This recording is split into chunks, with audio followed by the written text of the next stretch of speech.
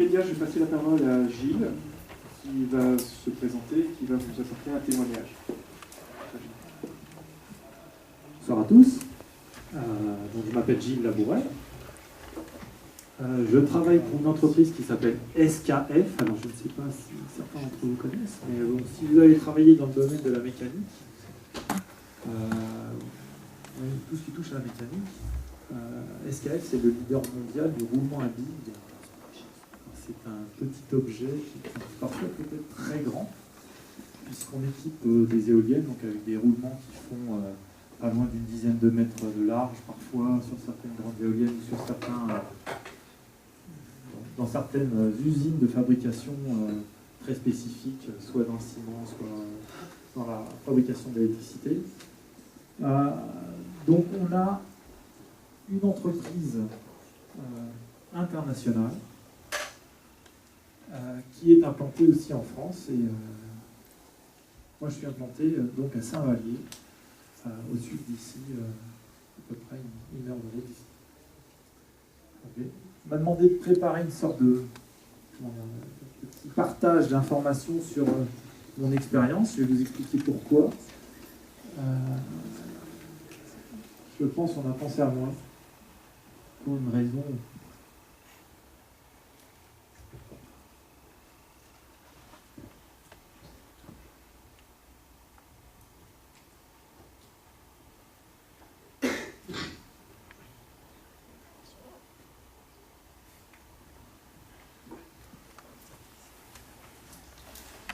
On m'a demandé de parler de l'intérêt du logiciel de gestion de projet collaboratif.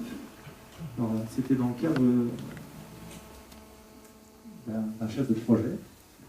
Il s'avère que moi je ne suis pas chef de projet. Mais je vais vous expliquer un peu pourquoi je peux en parler un petit peu. Et je vais essayer de vous décrire pourquoi je pense que je vais pouvoir vous en parler ce soir. Déjà, SKF, comme je vous le disais il y a quelques instants, c'est un groupe international, mais de par son métier, de par la fabrication de roulements à billes, elle est présente dans de très nombreuses industries. Je dirais, dès que quelque chose tourne, il y a un roulement à billes à l'intérieur. Donc imaginez simplement l'ensemble des applications de ce produit. Par ailleurs, on a énormément de produits. Ces produits sont non seulement du roulement à billes, mais tout ce qui tourne autour. Et quand je dis roulement à billes, je pense aussi au roulement à galets, donc ce sont des petits tonneaux aussi. On a des joints, des systèmes de lubrification, des courroies, des systèmes de guidage et aussi de la mécatronique. Donc c'est extrêmement large. C'est quand même 45 000 employés dans le monde, dans 80 pays à peu près, et chaque 5 milliards d'euros de chiffre d'affaires. Et on a plus de 600 personnes qui aujourd'hui travaillent sur des projets d'innovation. On va rejoindre un sujet qui intéresse certains, on va parler tout à l'heure. Donc l'innovation, c'est ce qui m'occupe tous les jours, puisque je suis responsable du processus qu'on appelle NMO, New Market Offer. Donc dès qu'on produit, dès qu'on crée une nouvelle offre, elle doit passer par ce processus. Alors aujourd'hui, ce processus récolte les idées, toutes les idées, d'où qu'elles viennent, les analyse, les identifie, donc on retrouve des concepts relativement généraux, et on manage à peu près aujourd'hui 150 projets dans le monde par an. C'est des projets qui peuvent s'étaler sur plusieurs années. En moyenne, c'est à peu près 2 ans pour un projet d'innovation moyen. Alors, c'est variable, hein. On va avoir des projets qui vont durer quelques mois, jusqu'à des projets qui vont être lancés au bout de 4 ans. Alors, cette durée, c'est pas seulement je prends l'idée et je fais le produit. C'est je prends l'idée et je commercialise le produit. Je le mets sur le marché. Et contrairement à ce qu'on peut imaginer, souvent, créer le produit, c'est ce qui est plus facile.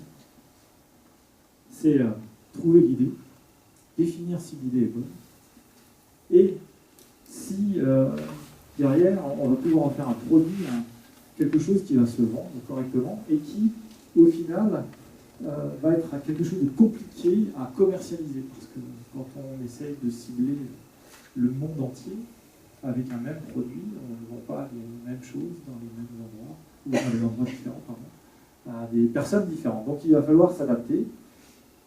Et l'innovation, donc aujourd'hui, c'est un problème très complexe au sein des entreprises. Bon, j'ai mis quelques éléments, alors qui ne sont pas SKF spécifiquement, mais c'est des chiffres qui ont été, c'est un benchmark qui a été fait auprès de plusieurs centaines d'entreprises, où les entreprises répondaient à des questions concernant l'impact de l'innovation sur le fonctionnement de l'entreprise. Par exemple, en moyenne à peu près, 30% du chiffre d'affaires d'une entreprise dépend de ses nouveaux produits. J'ai bien en moyenne. Quand vous prenez Apple, ça n'a rien à voir. Eux, c'est pratiquement que des nouveaux produits. Mais sur des entreprises industrielles, ça va jusqu'à 30%. Et ceux qui sont aux alentours de 10% sont vraiment, je dirais, perdants, elles perdent des parts de marché. Et c'est assez compliqué, honnêtement, de dépasser ces 10%. Parce que la plupart du temps, les équipes de vente, les équipes techniques sont focalisées sur les produits actuels, maintenir tout ça à flot pour faire en sorte que l'entreprise gagne suffisamment d'argent. Donc l'innovation, c'est compliqué, c'est pas évident. Il faut arriver à valoriser l'innovation au sein de l'entreprise. Et on voit qu'aujourd'hui, en général, l'innovation se décline dans ce qu'on appelle de l'innovation incrémentale, c'est-à-dire qu'on prend une idée existante et on lui ajoute quelques fonctionnalités et on vous sort un nouveau produit, jusqu'à des nouveaux produits que jamais personne n'a vu. Donc, il y a plusieurs déclinaisons. Je dirais qu'il y a des produits nouveaux qui sont des révisions majeures. Il y a aussi des produits nouveaux pour ce business, c'est-à-dire qu'on a pris dans une autre industrie qu'on importe dans cette industrie, dans une nouvelle industrie. Donc il y a pas mal de possibilités pour l'innovation, mais c'est jamais évident à la fois de la justifier et de la promouvoir au sein de l'entreprise. Alors, SKF a eu, je dirais, ça fait bizarre de dire ça, c'est assez récemment, mais c'est vrai que par rapport à la vitesse de développement des logiciels qu'on voit aujourd'hui, et ce qui nous semble tout à fait intuitif et normal comme Internet, c'est vrai que, en y réfléchissant bien, avant 2000, c'était, on ne les avait pas. Moi, je suis rentré effectivement comme batterie dans une entreprise qui s'appelait Hackathon Space. J'avais pas d'ordinateur et c'était en 98. Et mon premier ordinateur, je l'ai eu en 2000. Donc et pourtant, ça s'appelait la High Speed Company à l'époque. Donc voilà, juste pour vous donner une idée de la vitesse, des choses qui nous semblent normales et intuitives aujourd'hui, ça ne l'est pas. Alors on va essayer de remettre ça un peu dans le contexte. Et j'ai essayé de remonter un petit peu dans l'histoire et comment est-ce qu'on est venu à utiliser un logiciel entre guillemets collaboratif ou de gestion de projet. Alors déjà au départ, première chose, le besoin primaire, ce qui vraiment poussait le questionnement, c'était le management du portefeuille. Alors pourquoi le management du portefeuille? Parce qu'en fait, c'est souvent le management qui se pose des questions et qui voudrait bien qu'on lui réponde. Combien est-ce que nous avons d'offres actuellement en développement? Combien ça va me rapporter? Est-ce que je dois mettre de l'argent à droite ou à gauche? Voilà, c'est des questions majeures du management. Et en général, c'est ça qui est satisfait en premier. On pense au bras chef de projet après. Donc, tout d'abord, on a pensé à ça. On s'est orienté vers ces outils parce qu'ils permettaient de maîtriser des développements dans plusieurs sites, puisque comme je vous disais tout à l'heure, on est sur 80 pays aujourd'hui, donc c'était quand même compliqué. Il fallait garantir qu'on utilise tous les mêmes procédures, que ce soit les Allemands à Schweinfurt ou les Chinois ou les Indiens, puisqu'on a des centres de recherche dans tous ces pays, et c'est pas évident. À la fois en termes de culture, mais aussi en termes de formation. Tout le monde n'a pas les mêmes formations. On souhaitait aussi implanter une gouvernance centralisée, C'est-à-dire qu'on voulait avoir la possibilité d'avoir une vision globale de tous les projets pour maîtriser les investissements. Et on souhaitait aussi pouvoir calculer le ROI de chacun de nos investissements, parce que choisir, faire un choix entre deux projets, c'est pas évident. Et c'est encore plus compliqué quand on parle d'innovation, puisque l'innovation, derrière, ça se décline en vente. Et les ventes, elles sont toujours incertaines. Donc on n'est pas sur un projet où on fait un bateau qu'on va livrer et on sait déjà le prix final, donc c'est facile de calculer le ROI. Mais derrière, quand on a des ventes qui sont incertaines, c'est pas évident. Et puis, donc l'idée aussi, c'était d'évaluer la performance, parce que voilà, avoir des équipes, des grosses équipes à certains endroits, des petites à d'autres, proches du client, pas proches du client, enfin c'était quand même compliqué. Et puis, voilà, donc l'idée de prioriser, maximiser les performances et les résultats. Et selon les concepts StageGate, l'idée de base, c'était de mettre en place une gouvernance qui permettait de tuer les projets le plus tôt possible lorsqu'on n'était pas sûr du résultat. Donc on n'est pas dans une gestion de projet simple, on est dans le management de portefeuille. L'idée, c'est on ne laisse passer que ceux qui vont nous rapporter de l'argent et on maximise nos ressources.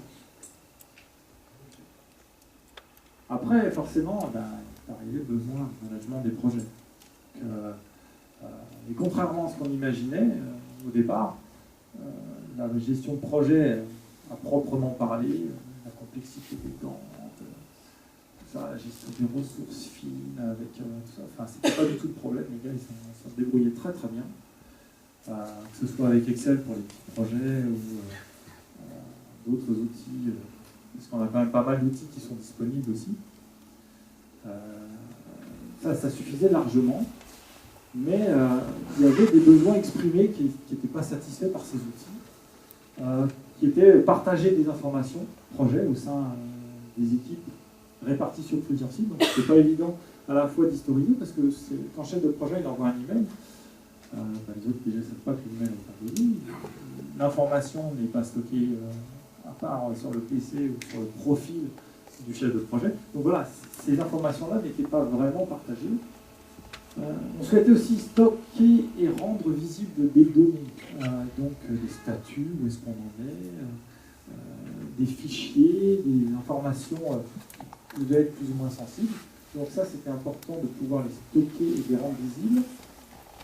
On voulait officialiser aussi des accords management, parce que quand on a un management qui est séparé, enfin, qui est étalé dans différents pays, que ce groupe de personnes doit prendre une décision et donner son accord pour la poursuite du projet, on voulait que ce soit écrit et que ce soit partagé et que ça serve de passeport pour le projet. Par exemple, voilà, on a reçu l'accord du portfolio board et maintenant on peut y aller, il n'y a plus personne qui peut s'opposer, notamment pas un chef de site qui peut dire attendez, qu'est-ce que vous faites les gars, vous allez plutôt travailler sur cet autre sujet. Non, le portfolio board nous a donné l'accord et ça il fallait partager cette information-là et avoir un endroit pour le stocker et faire en sorte que ce soit officiel. Et donc, forcément, c'était pour le chef de projet avoir l'assurance qu'à partir du moment où il y avait un accord, son budget était validé. On souhaitait aussi obtenir l'investissement et la coordination de l'ensemble des parties prenantes. Parce que quand vous êtes chef de projet, vous êtes souvent quelqu'un un peu technique, voilà, vous développez votre projet, et derrière, c'est les ventes qui vont devoir vendre. Et puis vous allez devoir avoir aussi des contacts avec les gens dans la communication, qui vont devoir faire les brochures, qui vont devoir faire le site web. Et tout ça, ces gens-là, il faut les informer, il faut qu'ils sachent quand est-ce qu'ils vont travailler, et puis où est-ce qu'ils vont puiser l'information. Et tout ça, si c'est par des emails, surtout quand on n'est pas sur le même site, c'est compliqué. C'est très très compliqué. Et quand je dis échanger, c'est pas seulement échanger, c'est obtenir aussi leur investissement, quoi. Les gens se sentent impliqués, et ça, c'était une des grosses difficultés. Alors, nos choix et notre logiciel. Alors, les dimensions, j'ai essayé de mettre... Voilà. Ce qu'on souhaitait avant tout, c'était la gestion de projet simplifiée. On ne voulait pas que les gens rendent des trucs sophistiqués. Pour nous, ce n'était pas ce qui nous intéressait. certes, au niveau local, le chef de projet va devoir avoir l'ensemble de ses tâches, etc. Et nous, ce qu'on voulait, c'était des macro-plannings. On ne voulait pas aller trop dans les détails. Et on voulait surtout de la structure. Et cette structure, on voulait qu'elle soit commune. On voulait un respect absolu des procédures et méthodologies. Alors, certes, tous nos chefs de projet sont formés. On a notre système notre méthodologie de gestion de projet interne qui repose sur Prince2, qui est un autre système. Enfin, c'est celui qui a été choisi par le groupe. On souhaitait aussi l'amélioration des interactions et de la collaboration, parce qu'on avait beaucoup de problèmes d'échange entre les différents intervenants qui ne parlaient pas les mêmes langues, parfois avec des problèmes de traduction, on avait parfois des problèmes de gestion d'information, donc c'était compliqué. Et puis on voulait un management de la performance des projets et de leurs impacts, donc management de portefeuille. Alors aujourd'hui, quand on a commencé à s'occuper de ce projet et de ce besoin, c'était dans les années 2000, on avait déjà des outils de communication interne, et puis on en avait beaucoup, parce que chaque site faisait un peu ce qu'il souhaitait, utilisait les outils qu'il souhaitait, et donc on était incapable d'avoir une vision globale. Donc on voulait rationaliser un petit peu ces logiciels. On voulait aussi respecter un budget limité, donc on ne s'était pas mis sur la table un gros budget en disant voilà, on va partir sur quelque chose d'extrêmement sophistiqué. On était vraiment dans l'idée du smart, vraiment simple, direct, rapide. Et on a plutôt opté pour des coups masqués. Alors ça, je vais vous parler d'histoire parce que c'est comme ça que ça s'est passé. Je ne dis pas que c'est la bonne méthode, mais souvent ça se passe comme ça. C'était des coups masqués. On avait quelqu'un qui était un excellent développeur, qui est d'ailleurs toujours chez nous, et qui a fait le développement pour nous sur une base relativement classique qui s'appelle Excel. Et donc cette personne nous a permis de faire un logiciel de gestion de projet. Et vous allez le voir, on n'en reparlera pas, puis si vous avez des questions, on pourra en discuter aussi. Je suis convaincu que ça nous a permis de faire d'énormes gains en formation. Mais après, ça c'est un autre aspect. Alors ça ne nous empêche pas quand même d'avoir des outils de gestion de projet collaboratifs aujourd'hui, d'autres outils, donc je cite quelques-uns qui sont ceux qu'on recommande au sein du groupe, donc forcément MS Project, Mind Manager et Project Wave. Et c'est des outils totalement différents, ils ne sont absolument pas comparables les uns aux autres, ils ont des fonctions totalement différentes, ils sont complémentaires, et ils sont complémentaires de notre outil interne. Alors un petit historique, juste pour essayer de remettre un peu les choses en perspective. Donc, dès le départ, notre besoin primaire, c'était le management de portefeuille. Ensuite est arrivé l'amélioration, le besoin en amélioration de gestion de projet. Donc, dès le départ, on a essayé de résoudre le problème en faisant des listes sur Excel. Donc, on mettait tous les projets, on demandait au chef de projet de venir dedans ce fichier, de modifier. Donc, c'est un peu comme ça que ça a commencé. Et puis ensuite, on est parti sur des macros un petit peu plus sophistiqués, donc on peut stocker des dates, qui nous ont permis après d'organiser les différents boards pour pouvoir valider les projets. Donc c'était les premières étapes. Et puis on a abouti, je dirais, à un véritable outil de management de portefeuille avec différents tableaux de bord, des reporting, etc. Puis on est arrivé à des logiciels encore plus évolués avec la possibilité de gérer à l'intérieur de Gantt. Mais c'est à partir du moment où le véritable besoin en gestion de projet est apparu. Et aujourd'hui, je dirais qu'on a un outil qui répond à l'ensemble des besoins en gestion de projet des gens qui travaillent dans des équipes d'innovation d'escalier. C'est un outil qui serait, à mon avis, pas adaptable ailleurs. C'est vraiment notre outil.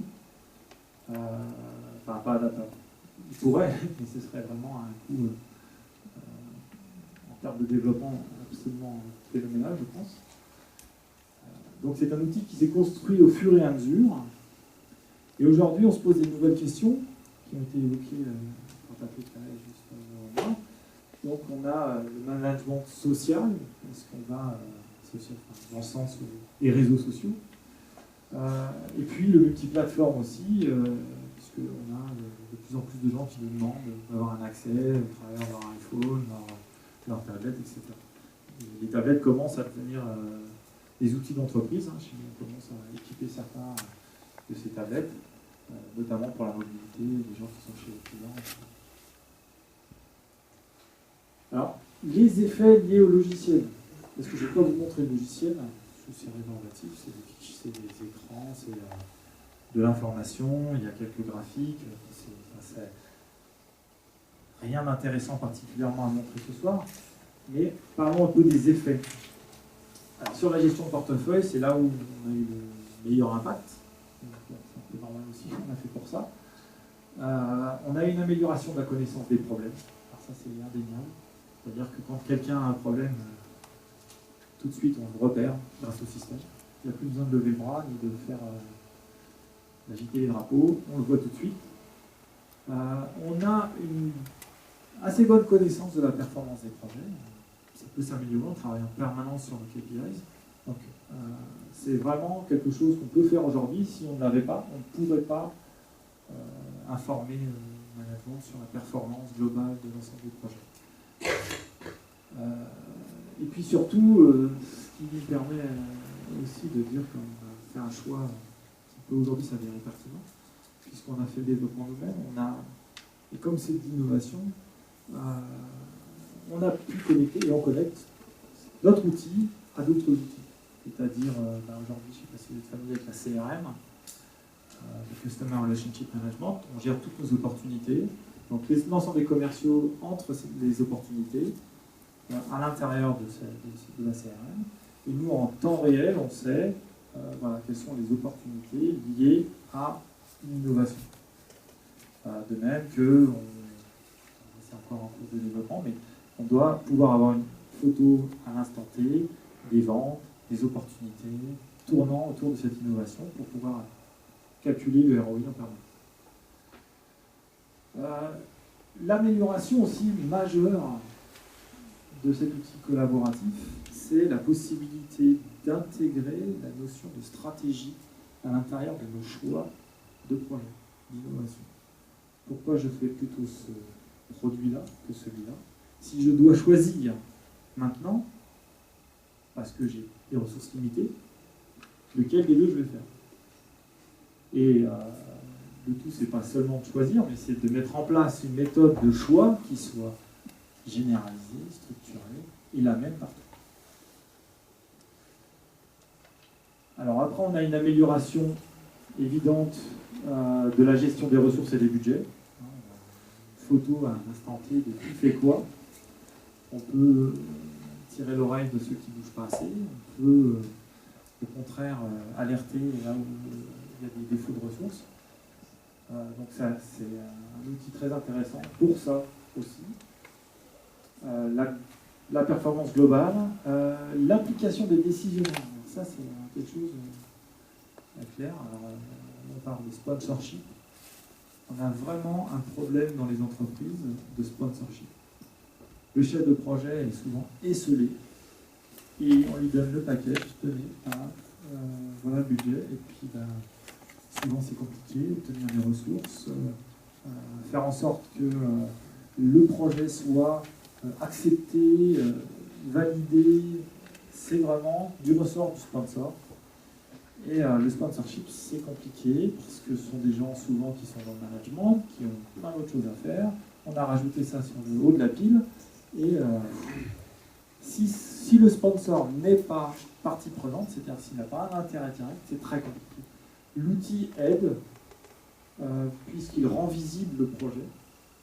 Donc tout le monde sait où en est le projet, s'il y a des problèmes. Donc le sponsor ne peut plus se cacher en disant moi je suis que sponsor, chef de projet, s'il ne fait pas son boulot, c'est pas ma faute. Donc là, non, c'est plus possible. On a mis en place des activités de PMO, GPMO pour ceux qui connaissent. Donc chaque business unit chez nous a un PMO. On gère nos projets de façon plus ou moins indépendante et on gère après chaque projet, on va dire, au sein même d'une industrie. Donc on a différentes organisations appliquées, puisqu'on a une organisation assez matricielle. Autre intérêt de la gestion de projet, c'est la visualisation des tendances. L'ensemble des projets, dans quelle direction ils vont en général. L'innovation, c'est quelque chose à la fois de mouvant, et c'est très intéressant de pouvoir à tout instant se dire quelle est la tendance actuelle, vers quoi on va, typiquement pour parler de nos produits. Est-ce que nos clients sont plutôt à la recherche aujourd'hui de produits qui vont tourner plus vite, qui vont supporter des charges plus importantes? Bon, on a énormément de dimensions marketing. Et là, si on n'a pas une vue globale, voilà, vers où on va, demander aux chefs de projet de piloter leur projet dans cette direction, c'est quand même mieux quand on a une vision claire grâce à un outil collaboratif.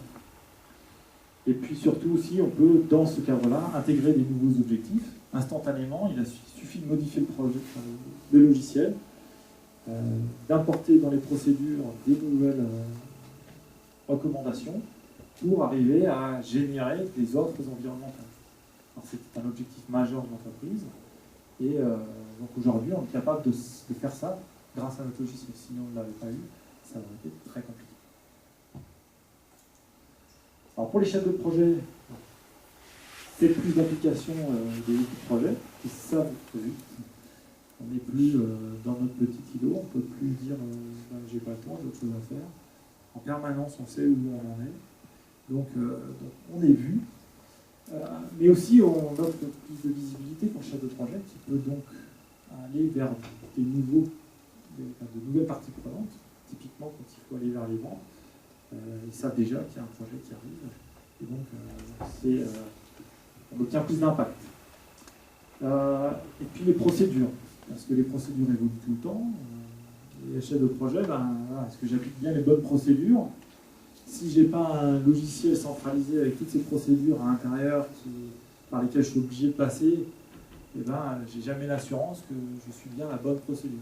Donc ça, c'est une valeur vraiment pour le chef de projet. Et puis la centralisation des documents, mais ça c'est ça devient une évidence effectivement aujourd'hui, mais c'est pas forcément évident. D'autant que l'historique, le versionning et les canevas sont jamais au même endroit, sont jamais faciles à partager et à retrouver. Et je crois que dans les nouvelles méthodologies de gestion de projet, les leçons à retenir du passé sont très importantes. Et nous, on essaie de mettre en place grâce à cette outil.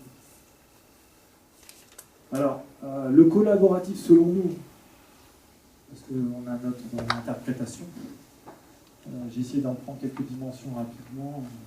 D'abord, l'échange d'informations, ça c'est sûr. On essaie de se focaliser sur l'exécution. Qui fait quoi et quand. Plutôt que, voilà, là c'est ce jalon-là, on doit passer le jalon, peu importe comment on y arrive. Parce que si on fait ça, on dérive très souvent sur les budgets. Donc, se fixer sur l'exécution plus que sur les jalons et les points de contrôle. La gestion portefeuille individualisé. Ça, c'est une demande des utilisateurs et des chefs de projet. Ils en avaient marre de voir que leur petit projet ou d'avoir 3 projets et puis de savoir un petit peu globalement comment prioriser. Ça, c'est vraiment leur demande.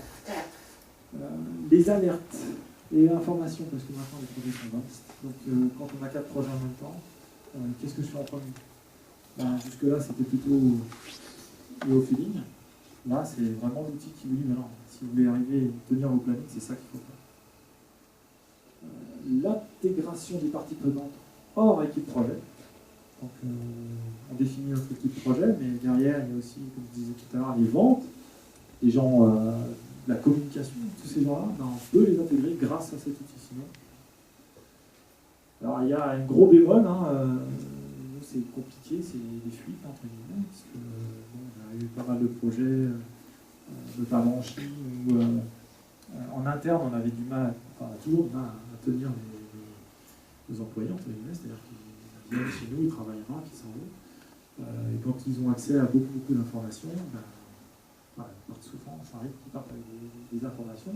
Donc il y a une grosse réticence managériale et qui nous a imposé de mettre en place des systèmes de gestion des accès relativement sophistiqués, compliqués. Alors, si je dois parler d'amélioration, je me suis dit, tiens, si on revenait à zéro, si on devait démarrer maintenant, est-ce que je ferais la même chose? Enfin, c'est pas moi qui l'ai fait en plus, hein, j'ai récupéré un truc. Donc, si je devais repartir aujourd'hui, bon, je pense qu'on prendrait en compte d'autres éléments, hein, je pense des éléments qui ont été évoqués juste avant. Donc les technologies web, aujourd'hui ça changerait complètement la donne. Parce que nous aujourd'hui c'est la technologie Excel. Même s'il y a une base de données partagée, ça reste de la technologie Excel, donc on a pas mal de problèmes avec ça. Les interfaces ne sont pas aussi sympas que ça. Et puis, bon, le multiplateforme, c'est compliqué. De travailler sur des tablettes, des smartphones avec la technologie Excel, c'est compliqué. Alors, les coûts de développement, on y travaillerait un peu plus. Aujourd'hui, on a notre développeur en interne, peut-être qu'on irait ailleurs, parce qu'on a l'habitude maintenant de le faire. Et puis, c'est pas sûr qu'on fera un développement interne, parce que je pense qu'il y a des nouvelles solutions logicielles qui sont disponibles aujourd'hui, qui sont quand même, je pense, relativement flexibles et assez performantes. Donc, par contre, des coûts de customisation non négligeables.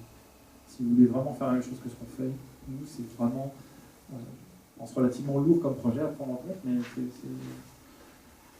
Et ce qui est clair, avant tout, c'est qu'on privilégierait la gestion de projet, la gestion de portefeuille, pardon, la gestion de projet, pour nos projets en tout cas. Je ne parle que d'SKF. Nous, on ne fait pas des bateaux, on fait des projets techniques, des objets ou des produits relativement simples techniquement, on va dire, même s'il y a beaucoup de technologie derrière, c'est des objets relativement simples. Donc on n'a pas besoin d'avoir d'outils extrêmement évolués pour la gestion de projets purs, comme les PR, etc. Nous, c'est vraiment des, je ne vais pas dire du superflu, mais presque. À partir du moment où on suit la procédure, les checklists, on arrive au but sans aucun souci. Voilà. C'est à peu près tout ce que je voulais partager avec vous ce soir, mais par contre, je suis totalement ouvert si vous avez des questions. On regardera ça. Pas tout de suite.